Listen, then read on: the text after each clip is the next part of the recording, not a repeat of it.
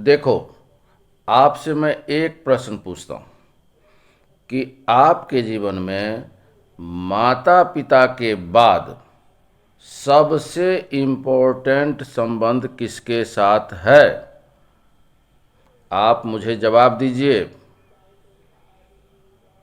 आपका, आपके पत्नी, आपके पति के साथ सबसे इम्पोर्टेंट संबंध है।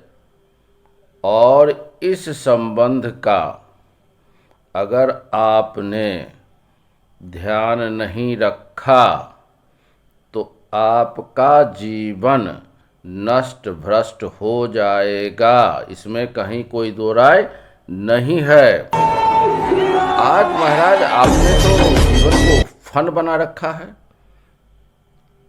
जितने कॉमेडियन, कभी ये लाफ्टर चैनल वाले, मुरारी लाल खेसारी लाल के गाने, सब ने आप सबको, हम सबको बिल्कुल छछड़ा बना के रख दिया है। संबंधों की सारी गरिमा मिटा दी गई है। महाराज, आपकी पत्नी आपके बच्चे की माँ है। माँ का स्वरूप ध्यान में रखो, तब समझ में आएगा कि आपकी पत्नी का क्या महत्व है। पति गरीब है तो हम दूसरे पुरुष की तरफ देखें, यह तो जीवन आपका नष्ट कर देगा। पति पत्नी बिल्कुल सावधान हो जाएं।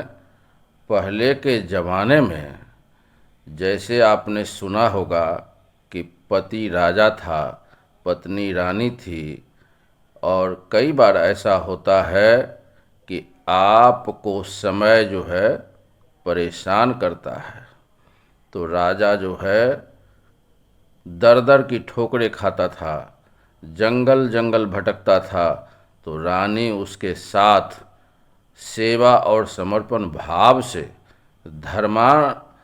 धर्मानुसार आचरण करते हुए उसके संग रहती थी। हमारे सनातन में 7 जन्मों का संबंध कहा गया है। इसलिए कहा गया, अगर आप पति पत्नी के बीच में विश्वास, श्रद्धा, आदर नहीं रहेगा तो आपका जीवन महाराज नष्ट हो जाएगा। हर बहन को बहन समझो, बेटी को बेटी समझो, माँ को माँ समझो। संसार की सारी समस्याएं समाप्त हो जाएगी महाराज।